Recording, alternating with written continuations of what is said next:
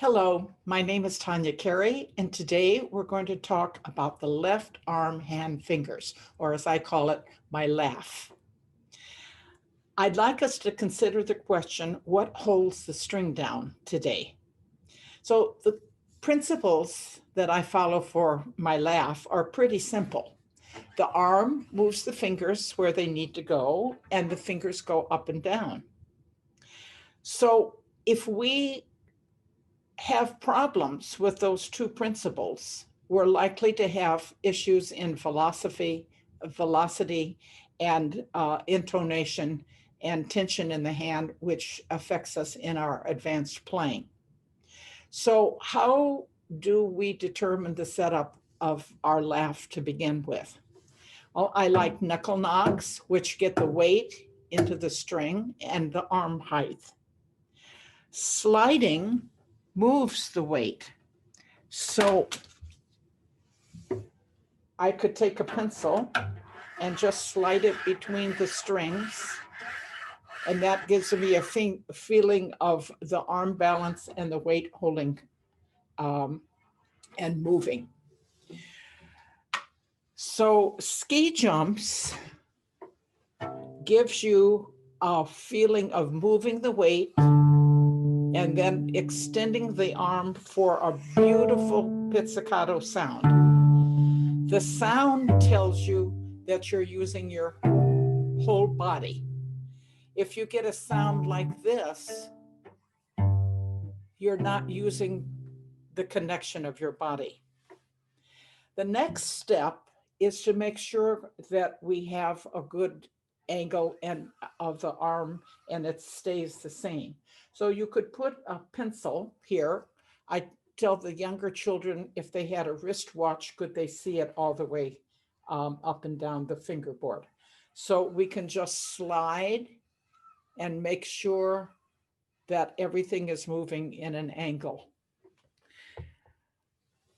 I like to use the concept of tunnel fingers, putting 3 sounds in a tunnel, 2 sounds and 1 sound in a tunnel to get the arm height and fingers and arch formed. So many times I see things like this. So think of this concept. This is a garage and this is a car. So when I drive the car in, I want to park it and not go through the wall. So the pencil crossing the strings is going to go into the base knuckle joints here.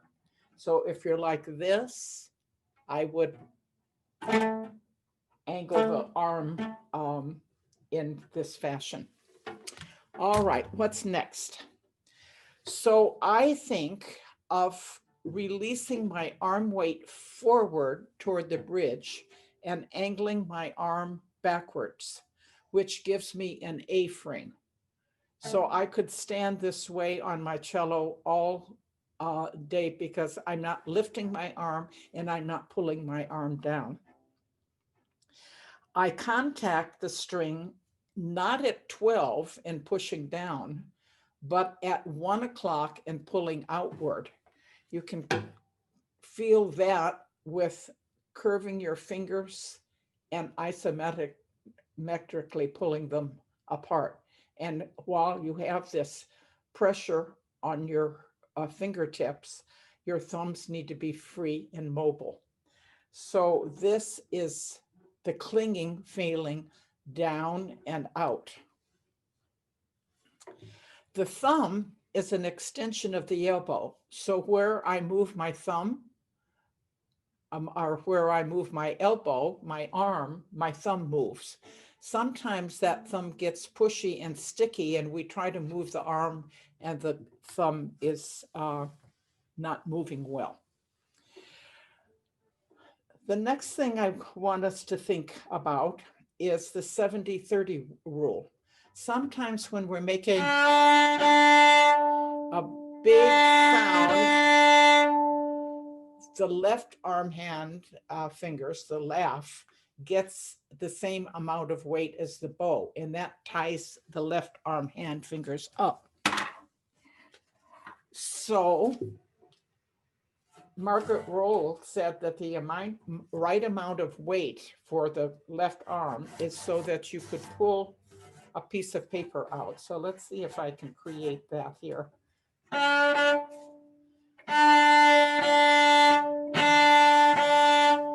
And I can pull that paper out. If it is, and the paper is sticky, that's too much pressure. Golden arches help answer our original question, what holds the string down? So imagine in your mind a bridge. We've got two pillars, we've got the road across the top, and we've got the arch for the bridge. So I'm going to use my bow as the ground, which we're going to build the bridge, place my arm so that my elbow is here and the muscle is over the edge of the bow. And this is one pillar. My finger is a second pillar. I'm going to create the bridge and I feel the weight in my elbow and finger. No pushing, it's just weight. So here's the third finger, here's the pinky. Now that bridge needs to be flexible so I can go and move for vibrato or other reasons. But if I get to the point where my wrist is on the bow, I don't feel any weight in my fingers. So this is what holds the string down. And it even works for the thumb. It's a very low arch, and you can help be comfortable with that with a circle here. And then you release the circle, and we have two arches. We have the one from the elbow to the thumb, and we have another arch in the end of the hand, so we don't do this typical thing of pushing down, raising the arm, and we're collapsing like that on the cello. So this way, this way, this way, this way, this way, this way. You just want to carry that weight from your back and from your arm into the string. So thumb position patterns.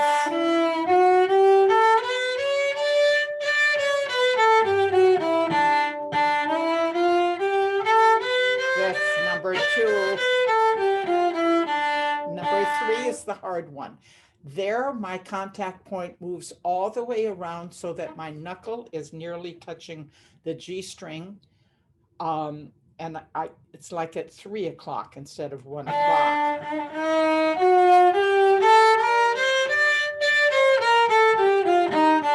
Now I move my whole arm because the arm moves the fingers, and I play the open tone.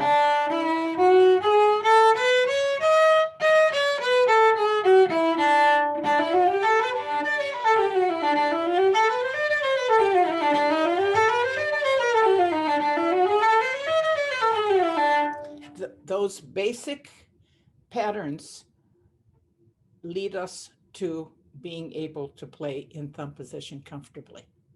Hope you've enjoyed our short exploration of our laugh, and I'll talk to you later. Bye-bye.